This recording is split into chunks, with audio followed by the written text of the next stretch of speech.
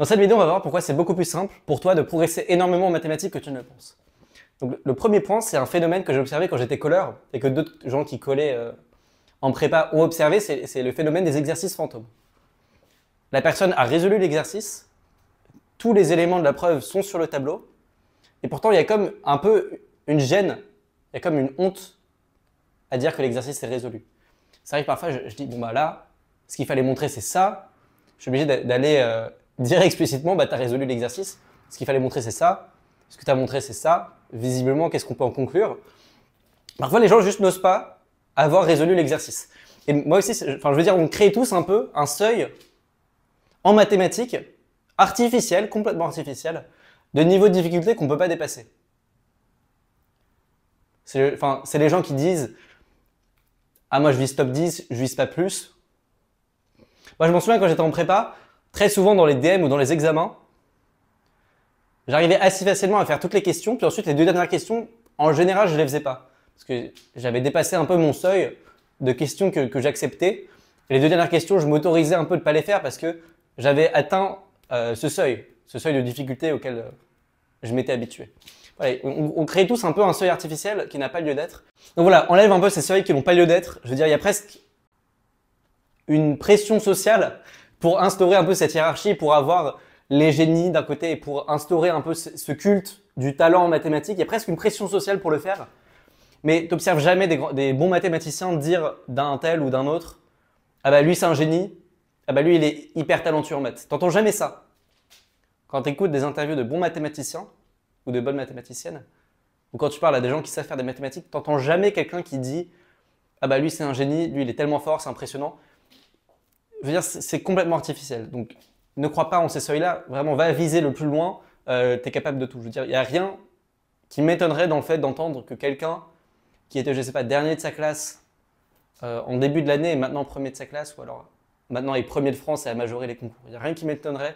Dans ça, tu es entièrement capable de le faire. Tu es entièrement capable d'être premier de ta classe et de majorer, d'être premier sur les concours écrits et oraux en France.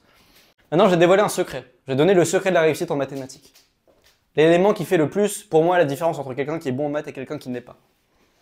Le secret, c'est le fait de vouloir se tromper. Le fait de, intentionnellement, prononcer des assertions alors qu'on sait qu'elles ne seront probablement pas complètement justes, alors qu'on sait qu'elles seront un petit peu erronées. Le fait de faire ce travail-là, c'est ça qui différencie le plus quelqu'un qui est bon en maths de quelqu'un qui ne l'est pas. Tu vois, encore une fois, la peur de se tromper, c'est quelque chose qui est complètement artificiel. Quand tu regardes un enfant qui apprend à marcher, il n'a jamais la peur de tomber. Il n'a jamais cette honte qu'on inculque plus tard aux enfants du fait de se tromper, de tomber et de devoir se relever pour marcher. Et tu vois, on imagine très bien quelqu'un qui aurait peur de tomber et qui essaierait d'apprendre à marcher, et il ne pourrait juste jamais apprendre à marcher parce que c'est nécessaire de marcher, de perdre l'équilibre, de tomber, puis de se relever, puis de marcher pour apprendre à marcher.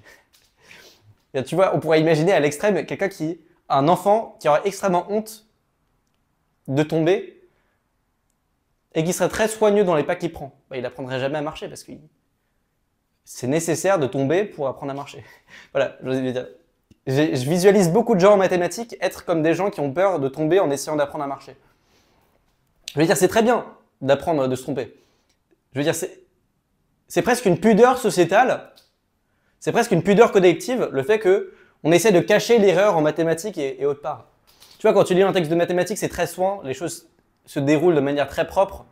On dirait que l'auteur de l'article ou l'auteur du livre tombe pile sur les bons concepts au bon moment. Et on a un peu ce mythe sociétal du mathématicien ou de la mathématicienne qui va jamais se tromper en maths. C'est un peu un mythe qui est construit, très artificiel.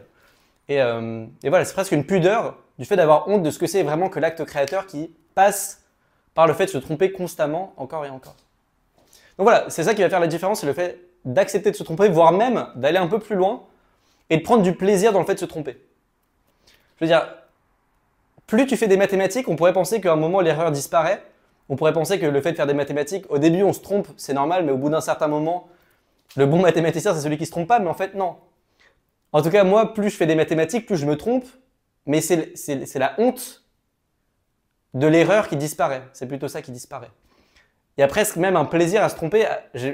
Parfois, je prends du plaisir à prononcer ou à imaginer des assertions qui me paraissent complètement aberrantes, qui me paraissent complètement hors du réel, pour ensuite pouvoir constater à quel point elles sont fausses, parce qu'il y a le côté amusant, mais aussi, donc d'une part, je prononce des trucs aberrants parce que c'est rigolo de dire des trucs qui sont complètement faux, parce que ça te permet de voir, en fait, ça te permet de voir à partir de quelle intuition erronée tu as fondé cette assertion.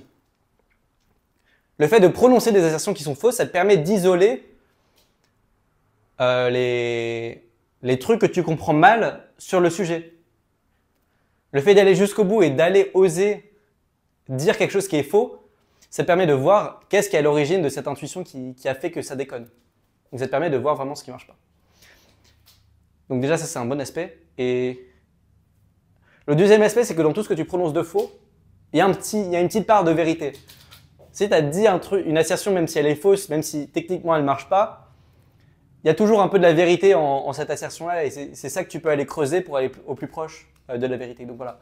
Plus je progresse en maths, plus je me trompe, et plus je prends du plaisir, et plus je vais chercher justement l'erreur, plus presque je fais exprès de imaginer, de visualiser des assertions qui sont encore plus aberrantes que celles que je pourrais imaginer d'habitude. Voilà, parce que c'est en se trompant qu'on progresse. Donc voilà, c'est ça qui, je pense, retient la plupart des gens qui font des maths. Et c'est pour ça que je pense que c'est extrêmement facile de se hisser dans, disons, le top 10% des mathématiciens ou des mathématiciennes. Parce que le ventre mou des mathématiciens ont un peu peur de l'échec, ont un peu peur de l'erreur. Et du coup, ils mettent très longtemps à avancer dans les exos parce qu'ils ont un peu cette honte-là de prononcer des choses qui sont fausses. Et donc, ils progressent assez lentement. Donc voilà, je pense que à retenir de cette vidéo, c'est que d'une part, il n'y a aucune raison de mettre un seuil artificiel. Tu es entièrement capable du meilleur, d'être, je sais pas, premier de ta classe, mais encore plus loin, vraiment de majorer, d'être premier de France sur les concours mathématiques. Tu en es entièrement capable. Et deuxièmement, je pense que le facteur le plus important, le plus discriminant en mathématiques, c'est à quel point tu vas aller chercher l'erreur, à quel point tu oses avancer dans l'exercice et avancer des assertions qui ne sont pas forcément justifiées ou qui ne sont pas forcément vraies.